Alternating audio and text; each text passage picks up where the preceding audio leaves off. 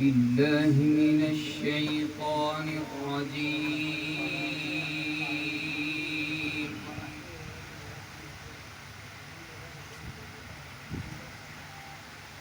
بسم الله الرحمن الرحيم.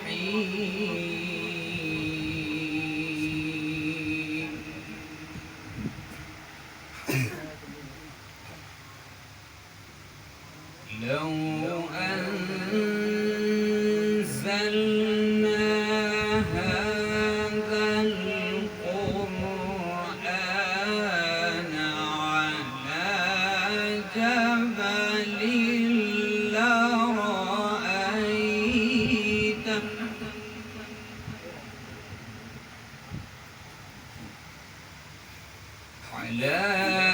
جبل لرأيته خاشعا متصدعا من خشية الله.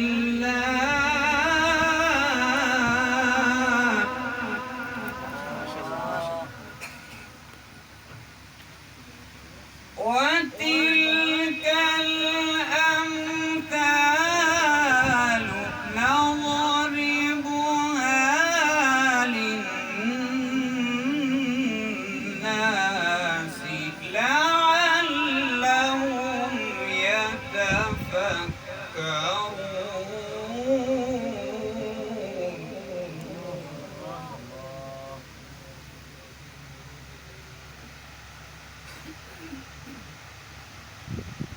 لو أنزلنا هذا القرآن على جبل لرأيته خاشعا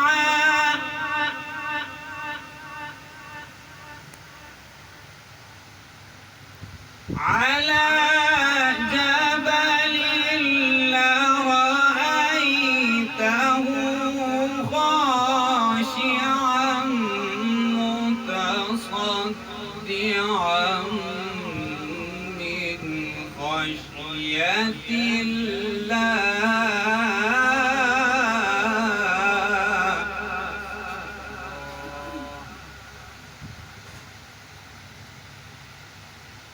وتلك الأمثال نضربها للناس لعلهم يتفكرون.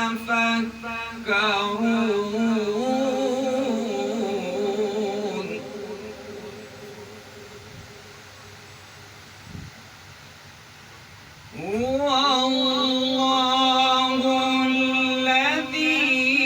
لا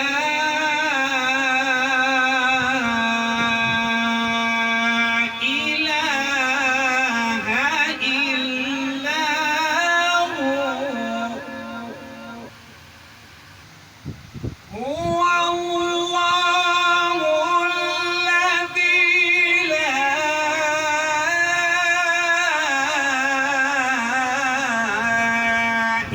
إله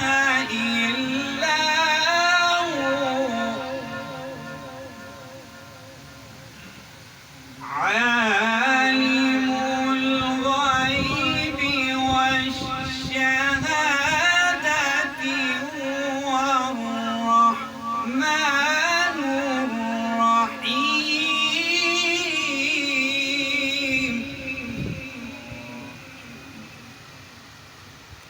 هو الرحمن الرحيم. هو الله.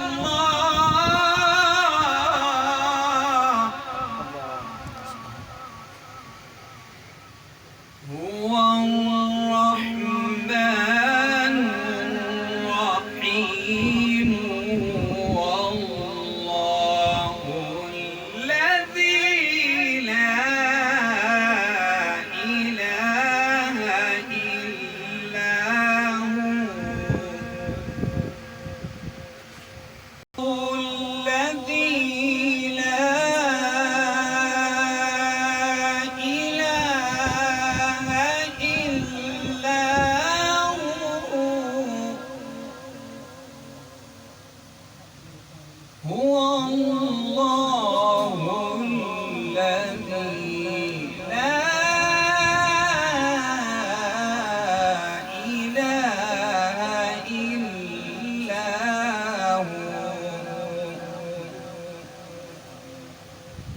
الملك القدوس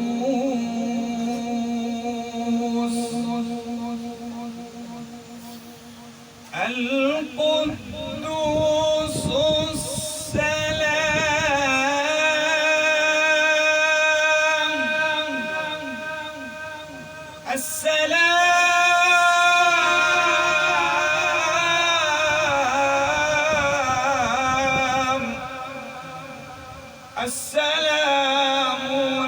المؤمن المهيمن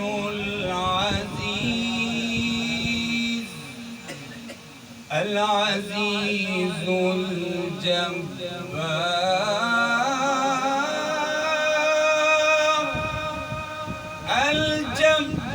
الجبار المتكبر سبحان الله عما يشركون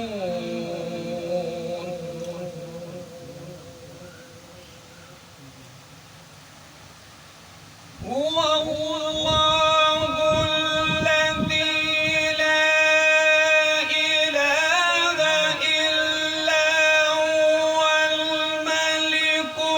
القدوس السلام المؤمن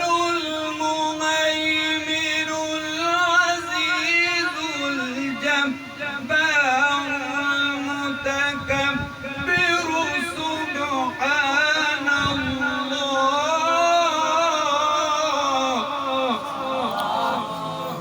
سبحان الله سبحان الله عما يشركون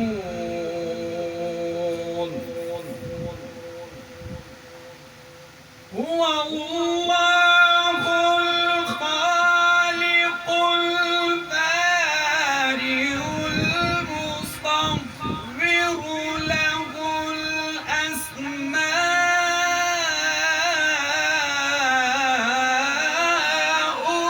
الحسنى يسبح له ما في السماوات والأرض وهو العزيز الحكيم صدق الله العظيم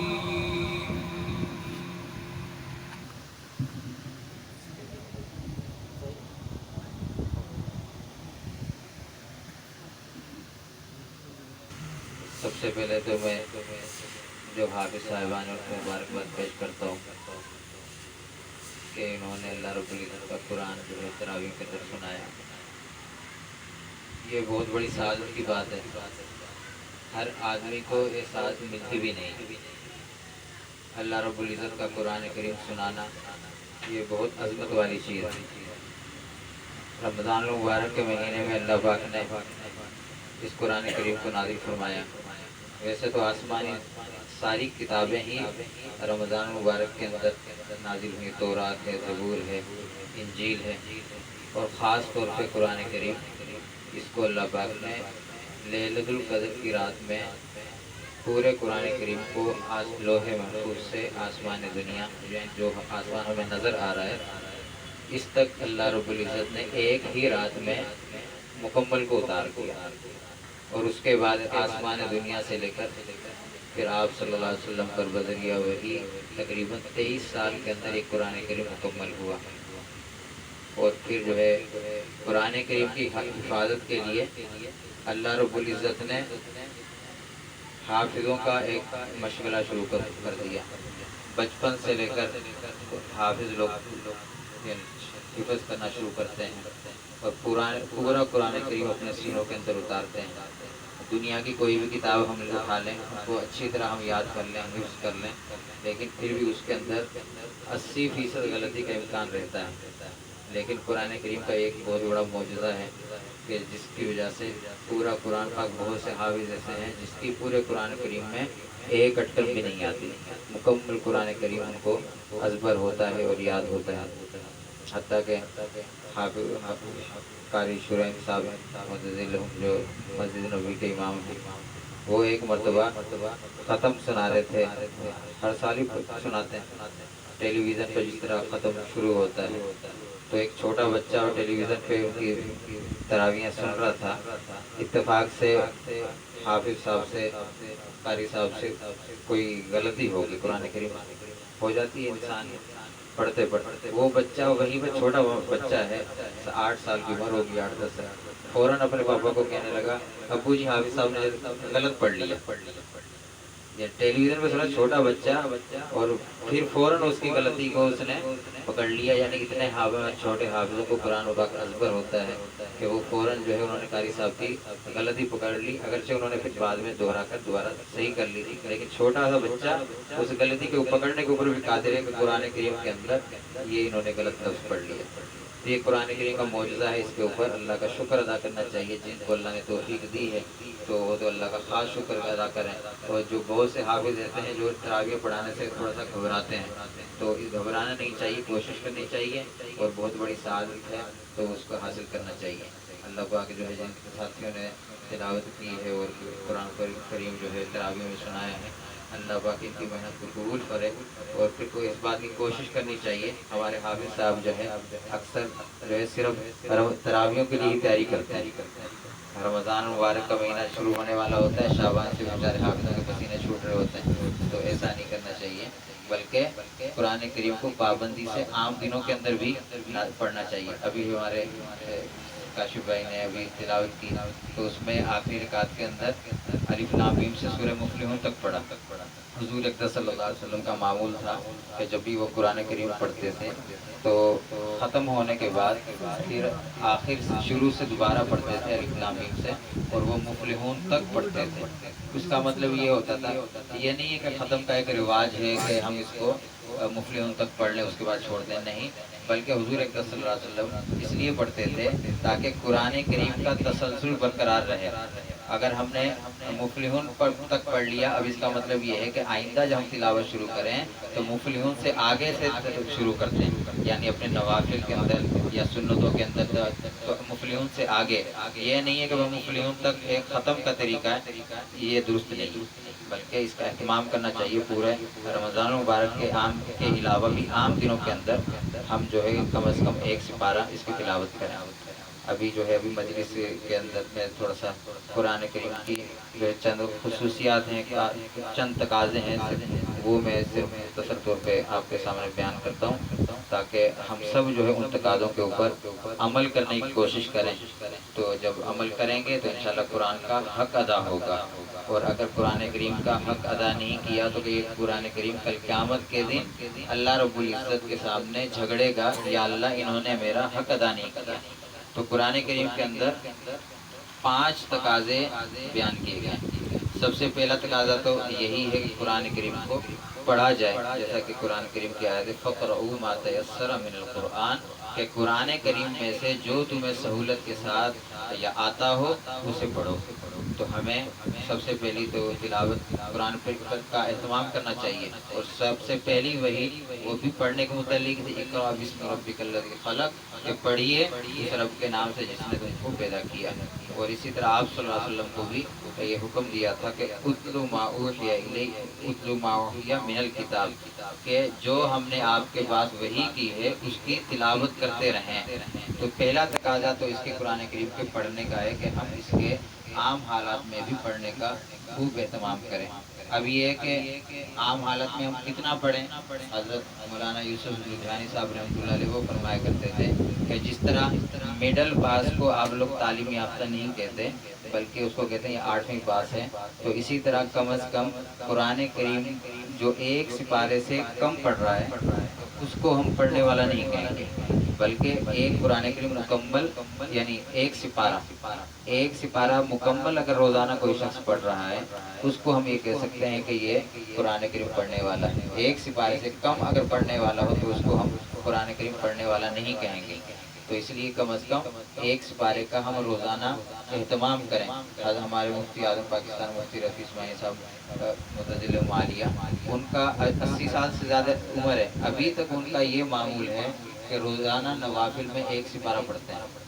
نوافل کے اندر دیکھ کر بھی ایک پڑھتے ہیں، اور نوافل کے اندر روزانہ 80 سال کی عمر ان کی ہو چکی ہے، اور پھر ایک سپارہ روزانہ پڑھتے ہیں۔ اور اگر ہم بھی اس کا اہتمام کریں تو انشاءاللہ رمضان کے اندر جو حافظوں کو پریشانی ہوتی ہے وہ بالکل بھی نہیں ہوگی۔ تو اسی لیے اب اتفاقی بات ہے، ابھی کچھ دن پہلے، رمضان سے کچھ دن پہلے،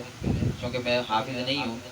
تو مجھ سے ایک کسی نے واٹس ایپ کیا کہ ایک آیت کا حوالہ پوچھا کہ ایک قرآن کریم کی آیت ہے، تو اس کا حوالہ مجھے بتائیں کہ یہ کون سے سپارے کے اندر ہے۔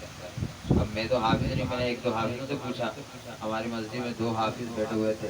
تو وہ پڑھاتے بھی ہیں، ان سے میں نے پوچھا یار یہ آیت کون سی ہے، آیت بھی مکمل تھی۔ اب وہ بیچارے 20 منٹ تک کوشش کرتے رہے، دونوں حافظ مل کر، ان کو اس آیت کا پتہ نہیں چلا کہ یہ کون سے سپارے کی اور کون سی سورت کی آیت ہے۔ دونوں حافظوں نے کوشش کر لی، پھر میں نے ایک تیسرے حافظ سے پوچھا تو وہ سورہ بقرہ کی تیسرے سپارے کی یہ لوئن الذین، اس قسم کی آیت ہے، اس کے بعد میں یہ آیت آتی ہے۔ تو وہاں پر اب دیکھو 2 حافظ ہیں جن کا پڑھاتے بھی رہتے ہیں، لیکن ان بیچاروں کو 20 منٹ کی کوشش کے باوجود اس آیت کا پتہ نہیں چلا کہ یہ کون سے سپارے کی آیت ہے۔ تو یہ کتنی افسوس کی بات ہے، اگر ایسے حافظ تراویحوں میں کھڑے ہو گئے تو وہ تو پھر امت کو گمراہی کریں گے اور کیا کریں گے۔ تو اس لیے اس کا اہتمام کرنا چاہیے کہ عام دنوں کے اندر ہم روزانہ جو حافظ ہیں وہ بھی کوشش کریں، جو ناظرہ پڑھے ہوئے ہیں وہ بھی اس کا اہتمام کریں کہ ہم ایک سپارہ روزانہ تلاوت کا اہتمام کریں۔ تو پہلا تقاضا تو قرآن کریم کا یہی ہے، اور اسی طرح دوسرا تقاضا قرآن کریم کا یہ ہے کہ قرآن کریم کو ہم صحیح تلفظ کے ساتھ پڑھیں، تجوید کے ساتھ۔ قرآن کریم میں ہے وَرَتِّلِ الْقُرْآنَ تَرْتِیلًا، کہ قرآن کریم کو ترتیل کے ساتھ یعنی صحیح تلفظ کے ساتھ پڑھا جائے، یہ قرآن کریم کا حق ہے۔ بسا اوقات قرآن کریم میں ایسے الفاظ بھی آتے ہیں جن کی وجہ سے معنی بہت زیادہ خراب ہو جاتے ہیں، اور حتیٰ کہ نماز بھی ان کی فاسد ہو جاتی ہے، نماز کو بھی دہرانا پڑتا ہے۔ تو اس کے لیے تجوید کا خوب اہتمام ہونا چاہیے۔ اس کی آسان مثال ہے، ابھی ہم نے سورہ ناطقہ پڑھی، اس میں ہم ایک لفظ ونحر کا ہا کے ساتھ، ونحر، تو اب ونحر ہا کے ساتھ ہے، اس کا ترجمہ یہ ہوتا ہے قربانی کریں، فصلی لربک ونحر، کہ اپنے رب کے لیے نماز پڑھیں اور ساتھ ساتھ قربانی بھی کریں۔ اور دوسرا اس کے مقابل میں ونحر ہے، ہا کے ساتھ چشمی ہا ہے دو، ونحر، یہ بھی اسی تلفظ پہ پڑھا جاتا ہے، ونحر ونحر ونحر۔ اب دیکھو اس کا مطلب جو ہا کے ساتھ ہے، دو چشمی ہا، اس کا مطلب یہ ہوتا ہے نہر کھودنا یا گڑھا کھودنا۔ اب دونوں لفظوں میں کتنا فرق ہو گیا، ہم نے ونحر پڑھا، ونحر کی جگہ پر نماز میں ونحر پڑھ دیا۔ اب دیکھو زمین و آسمان کا معنی کے اندر فرق پڑ گیا۔ ابھی تراویحوں کے اندر وہ سورہ کافرون میں لکم دینکم ولی دین، ولی دین ہے نا، ولی یہ واو لام یا زبریہ، ولی دین۔ اب اگر اس کو ہم پڑھ لیں ولی دین، ولی دین پر اگر اس کو ہم پڑھ لیں تو ولی دین کا مطلب یہ ہے کہ لکم دینکم، تمہارے لیے تمہارا دین ہے، یعنی کافروں کو آپ صلی اللہ علیہ وسلم نے فرمایا تمہارے لیے اگر بات نہیں مانتے تو تمہارے لیے تمہارا دین ہے ولی دین، اور میرے لیے میرا دین ہے، یہ مطلب اس کا ہے۔ اور اگر ہم اس کو ہم پڑھ لیں ولی دین تو اس کا مطلب یہ بن جائے گا تمہارے لیے تمہارا دین ہے اور ایک اور دین ہے۔ ولی دین کا یہ مطلب بنے گا تمہارے لیے تمہارا دین اور ایک اور دین، یعنی کوئی اور طریقہ وہ تمہارے لیے ہے۔ اب دیکھو جو معنی ہے کہ ولی دین تو میرے لیے میرا طریقہ وہ تو اس کے اندر آیا ہی نہیں ہے، تو یہ بھی معنی غلط ہو جاتے ہیں۔ اور اسی طرح قرآن کریم میں وہ آیت ہے کہ جس میں وہ قلب کا ذکر آتا ہے کہ اللہ پاک نے فرمایا کہ میں نے آپ علی قلبک، کہ میں نے قرآن کریم کو آپ کے دل پر اتارا، آپ کے سینے میں، ایک آیت مجھے یاد نہیں آ رہی۔ تو یہ اب دیکھو قلب کا ہے قاف کے ساتھ، اب ایک آدمی اس کو قلب کا مطلب ہوتا ہے دل، اور اگر کوئی آدمی قلب کا پڑھ دے، قلب چھوٹے یعنی چھوٹے کاف کے ساتھ اگر قلبی کا پڑھ دے، قلب کا مطلب ہے کتا۔ اب دیکھو کتنا معنی خراب ہو گیا، اگر نماز میں خدا نخواستہ حافظ صاحب نے یہ تلاوت کر لی اور اتفاق سے اس نے علی قلبی کا پڑھ دیا تو دیکھو نماز بھی فاسد ہو جائے گی۔ اس کا خدا نخواستہ مطلب کیا بن گیا؟ اللہ تعالیٰ فرما رہے ہیں ہم نے اس قرآن کریم کو نعوذ باللہ کتے پر اتارا ہے، کتنا سخت جو ہے مطلب خراب ہو گیا۔ تو ایسی صورت میں تجوید کا بھی خوب اہتمام کرنا چاہیے۔ حافظوں کی تو تقریباً عام طور پہ صحیح ہوتی ہے تجوید، لیکن ہمارے گھر کے اندر بھی ہماری مائیں بہنیں ہوتی ہیں جو کہ حافظ نہیں ہوتی ہے، انہوں نے مدرسے میں صحیح پڑھا نہیں ہوتا، ہمارے ماں باپ ہوتے ہیں، ان کو کوشش کرنی چاہیے کہ ہم ان کا ہلکا پھلکا تلفظ کم از کم جو نماز میں آخری 10 آیتیں 10 صورتیں پڑھی جاتی ہیں تو ان کو ہم صحیح تلفظ کے ساتھ جو ہے ان کو ان سے سنیں، اگر کہیں بھی غلطی ہو رہی ہے تو اس کو ہم جو ہے درست کروائیں۔ یہ بھی ہماری حافظوں کی خاص طور پہ ذمہ داری ہے۔ تو دوسرا تقاضا قرآن کریم کا یہی ہے کہ قرآن کریم کو صحیح تلفظ کے ساتھ پڑھیں، اور تیسرا تقاضا قرآن کریم کا یہ ہے کہ قرآن کریم کو پڑھنے کے ساتھ ساتھ سمجھ بھی لیں۔ حتی تعلم ما تقول، جو تم کہہ رہے ہو اس کو تو کم از کم سمجھ لو، جو ہم نماز میں پڑھ رہے ہیں۔ اب دیکھو اللہ پاک جو ہے نماز کے اندر کچھ ہمیں فرما رہے ہیں، اللہ تعالیٰ ہمیں احکامات دے رہے ہیں، ہمیں باتیں بتا رہے ہیں، لیکن ہمیں کچھ پتہ ہی نہیں ہے کہ بھئی یہ اس کا مطلب کیا ہے، اللہ رب العزت ہم سے کیا باتیں کرنا چاہ رہے ہیں۔ یہی باتیں اکثر لوگ شکایت کرتے ہیں کہ ہمیں نماز میں وسوسے آتے ہیں، خیالات آتے ہیں، نماز میں ہمارا دھیان ادھر ادھر بھٹک رہا ہوتا ہے۔ تو وہ تو بھائی جب آپ کو ایک چیز کا مطلب پتہ ہی نہیں ہے تو خیال تو اس طرف جمے گا ہی نہیں، دوسری طرف چلا جائے گا خیال۔ تو ہمیں اس کا بھی اہتمام کرنا چاہیے کہ ہم جو پڑھ رہے ہیں اس کو اچھی طرح سمجھ بھی لیں، کم از کم ہمیں معنی آنا چاہیے۔ حافظ لوگ تو اس بات کا اس طرح انہوں نے حفظ کی کوشش کی ہے، ابھی سے اس بات کا اہتمام کر لیں کہ تھوڑا تھوڑا ہم جو ہے ترجمہ بھی ساتھ پڑھ لیں۔ عام طور پہ حافظ لوگ جو ہے حفظ کے بعد دوسرے دنیا کے مشاغل میں مشغول ہو جاتے ہیں، کوئی بات نہیں، وہ بھی کرنے چاہیے، تو لیکن ہم روزانہ کچھ ایک صورت کر لیں کہ روزانہ کے اعتبار سے ہم ایک آیت کا ترجمہ یاد کریں گے، اپنے امام صاحب سے مسجد سے کہ جو امام صاحب ہوں اس سے بھی رابطہ کر لیں کہ ہم ترجمے سے ایک آیت بھی اگر ہم پڑھتے جائیں گے تو انشاءاللہ سال کے اندر 365 دن ہوتے ہیں تو 365 آیت کا ترجمہ ہمیں کو آ جائے گا۔ اور جب ہم اگلے سال جو تراویحوں کے اندر یہ 365 آیتیں پڑھیں گے تو آپ کے پڑھنے کی کیفیت ہی الگ ہوگی۔ ابھی حافظوں کو پتہ نہیں ہوتا کہ میں کیا پڑھ رہا ہوں تو وہ مزہ بھی نہیں آ رہا ہوتا، ادھر ادھر بہت کھینچ رہے ہوتے ہیں، لیکن جب ان کو پتہ ہو کہ ہاں بھائی میں کیا پڑھ رہا ہوں تو ان کا بھی توجہ دھیان سے پڑھیں گے، ان کو خود تراویح سنانے کے اندر مزہ آئے گا، اور پھر سننے کے اندر بھی اگر سننے والے ان کو بھی ترجمہ آتا ہو تو سننے کے اندر اور زیادہ مزہ آئے گا، تھکاوٹ بھی نہیں ہوگی، بلکہ ہم تو یہ کہیں گے کہ حافظ صاحب جو اور زیادہ پڑھتے رہیں۔ تو اس کا ہم تیسرا قرآن کریم کا تقاضا یہ ہے ہم قرآن کریم کو سمجھ کر پڑھیں اور اس کو اچھی طرح کم از کم ترجمہ تو ہم حافظ لوگ خاص طور پر اس کا اہتمام کریں، اور عام لوگ بھی کہ اگر ناظرہ انہیں آتا ہے تو وہ بھی حافظ صاحب سے تھوڑا تھوڑا پڑھتے رہیں۔ قرآن کے آپ صلی اللہ علیہ وسلم نے فرمایا جو شخص قرآن کریم کو حفظ کرنا شروع کر دے اور اتفاق سے وہ حفظ نہیں کر سکا بلکہ اس کی موت آ گئی تو کل قیامت کے دن وہ حافظوں کی صف میں کھڑا ہوگا۔ اسی طرح اگر ہم قرآن کریم کو سمجھ کر پڑھنا شروع کرتے ہیں، بے شک روزانہ ایک ایک لفظ کا ترجمہ ہم یاد کرتے رہیں، لیکن کل قیامت کے دن اگر ہمیں پورا قرآن کریم کی ترجمے سے نہیں بھی آیا، کل قیامت کے دن جو سمجھ کر لوگ قرآن پڑھتے تھے ان کے اندر ہمارا حشر ہوگا۔ ہماری تشکیل ہوئی ایک جگہ مردان میں، ایک مسجد میں ہم گئے، وہاں پر ایک پتہ چلا کہ ایک شخص تھا، اس کی عمر 60 سال تھی، اس کے دل میں شوق پیدا ہوا کہ میں حفظ قرآن کر لوں، تو حافظ صاحب کے پاس آیا، کہنے لگا امام صاحب میں حفظ کرنا چاہتا ہوں، تو اس نے کہا کہ آپ تو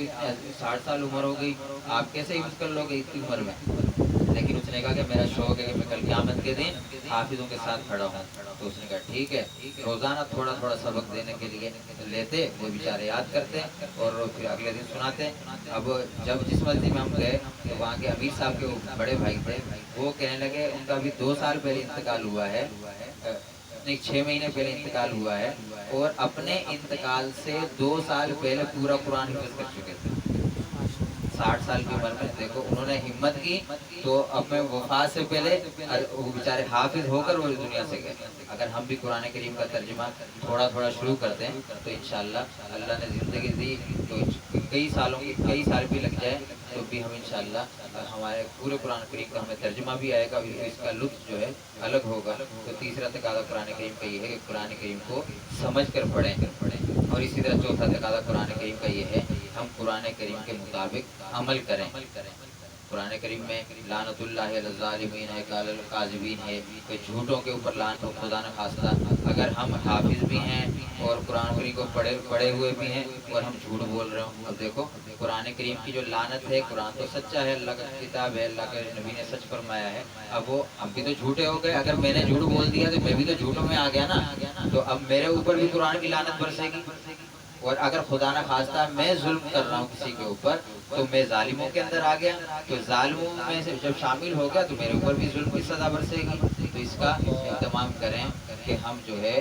قرآن کریم کے جو تقاضے ہیں ان کے اوپر عمل کریں۔ تو ظاہر ہے جب ہم قرآن کریم کے ہمیں ترجمہ آتا ہوگا پھر ہی ہم قرآن کریم کے تقاضوں کے اوپر عمل کریں گے، اس کا جو ہے ہمیں اہتمام کرنا چاہیے۔ اور قرآن کریم کا پانچواں تقاضا یہ ہے کہ ہم قرآن کریم کے مطابق اپنے معاملات کو حل کریں۔ گھریلو معاملات ہیں یا کاروباری معاملات ہیں یا دیگر کوئی معاملات ہیں، ہم قرآن کریم کے مطابق ہم جو فیصلے کریں اور اس کے اپنے قرآن کریم کو ہم اپنا فیصل بنائیں، فیصلہ کرنے والا بنائیں۔ بے شک دنیا کی چیزوں میں ہمیں بہت سے فوائد نظر آتے ہوں، لیکن جب ہم قرآن کریم کو اپنا فیصل بنائیں گے اور اس کو ہم اپنے سامنے رکھیں گے تو انشاءاللہ دنیا کے سارے فسادات ختم ہو جائیں گے۔ آج جتنے بھی لڑائی جھگڑے معاشرے کے اندر اور اتنے فساد پھیلے ہوئے ہیں، اس کی ایک وجہ یہ بھی ہے کہ ہم نے قرآن کی تعلیمات کو پیچھے کر دیا ہے۔ ہر آدمی جو قرآن کریم کی تعلیم کے اوپر عمل نہیں کرتا، تو جس کی وجہ سے معاشرے کے اندر کتنے فسادات، لڑائی جھگڑے، ہر گھر کے اندر لڑائی جھگڑے، اس قسم کی باتیں جو ہے پیش آتی ہیں۔ تو اس لیے پانچواں تقاضا قرآن کریم کا یہ ہے کہ ہم جو ہے قرآن کریم کے تقاضے کے مطابق قرآن کریم کے احکامات کے اوپر عمل کریں۔ تو اس کی 5 تقاضے ہیں، قرآن تو کم از کم ان 5 تقاضوں کی ہم نیت کریں کہ ہم انشاءاللہ ان تقاضوں کے اوپر بھرپور عمل کریں گے۔ سب سے پہلا تو یہ تھا کہ بھی ہم قرآن کریم کی تلاوت کریں، ابھی سے عزم ہو کہ ہم روزانہ کے اعتبار سے جو حافظ ہیں وہ اس بات کا عزم کریں ہم روزانہ کم از کم 2 رکعت نفل پڑھیں گے اور اس میں پورا سپارہ ختم کریں گے۔ اور اس کے ساتھ ساتھ یہ ہے کہ قرآن کریم کو صحیح تلفظ کے ساتھ تجوید کے ساتھ پڑھیں، اور اگر اپنے گھر کے اندر اس قسم کے افراد ہیں جن کو تھوڑا تجوید ناقص ہے تو ان کو ہم جو ہے تجوید سے پڑھانے کی کوشش کریں، اور ساتھ ساتھ ہم قرآن کریم کو سمجھ کر پڑھنے کی کوشش کریں،